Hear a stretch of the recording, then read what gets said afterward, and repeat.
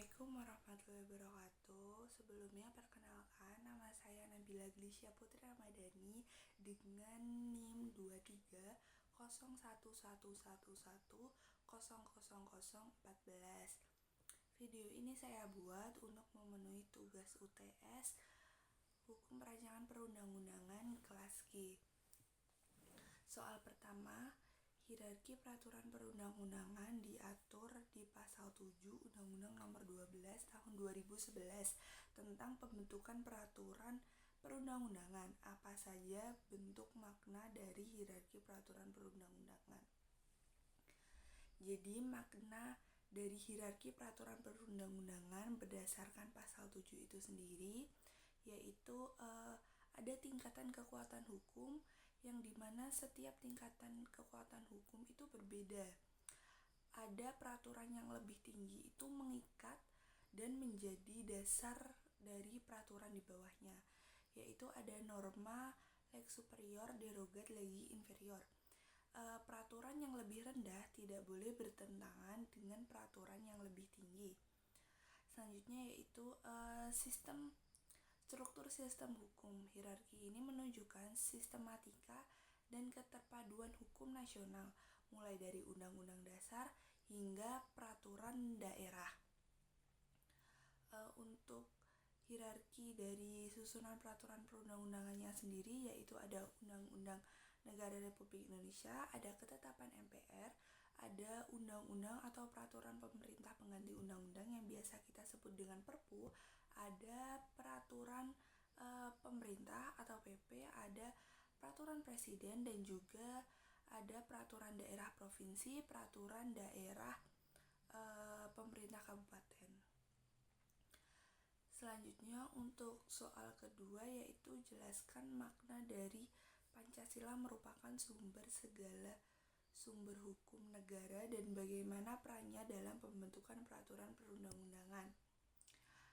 Jadi untuk Pancasila sendiri sebagai sumber segala sumber hukum berarti bahwa dapat diartikan bahwa semua produk hukum di Indonesia harus berlandaskan dan tidak bertentangan dengan nilai-nilai Pancasila. Jadi Pancasila sendiri menjadi dasar filosofi dan juga dasar ideologi dalam sistem hukum Indonesia. Lalu untuk peran Pancasila dalam pembentukan peraturan perundang-undangan itu menjadi dasar nilai norma-norma hukum harus mencerminkan nilai ketuhanan, kemanusiaan, persatuan, demokrasi atau kerakyatan, dan juga keadilan sosial. Selain itu, Pancasila juga digunakan sebagai penyaring norma-norma asing agar norma-norma asing tersebut saat masuk ke dalam ke Indonesia itu tidak bertentangan dengan kepribadian bangsa.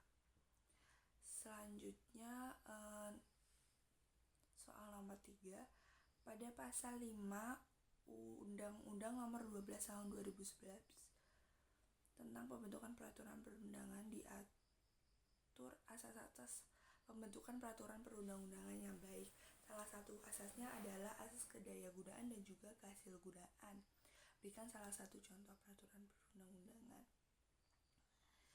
Jadi untuk asas kedayagunaan dan juga kehasilgunaan sendiri memiliki arti peraturan tersebut dibuat harus benar-benar berguna dan efektif bagi masyarakat.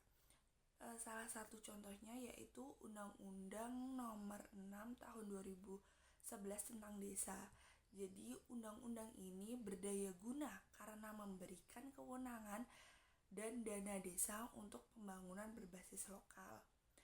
Berhasil guna karena memungkinkan desa itu mengatur dan mengurus kepentingannya sendiri sesuai potensi dan juga kebutuhan desa, karena setiap desa memiliki kebutuhan yang berbeda-beda dan juga kemampuannya berbeda-beda sehingga dapat meningkatkan partisipasi dan juga kesejahteraan masyarakat. Untuk soal nomor 4, sifat konstitusi secara umum ada fleksibel dan juga rigid. Fleksibel artinya konstitusi tersebut mudah mengikuti perubahan zaman dan mudah merubahnya, sedangkan rigid adalah tidak mudah merubahnya dan tidak mudah mengikuti perubahan zaman. Undang-Undang 1945 sebagai konstitusi kita menurut tersebut terhadap pembentukan peraturan perundang-undangan di bawah Undang-Undang NRI. Undang-Undang Dasar Negara Republik Indonesia tahun 1945 memiliki sifat fleksibel karena dapat mengikuti perkembangan zaman melalui amandemen tanpa kehilangan esensi dasarnya. Fleksibilitas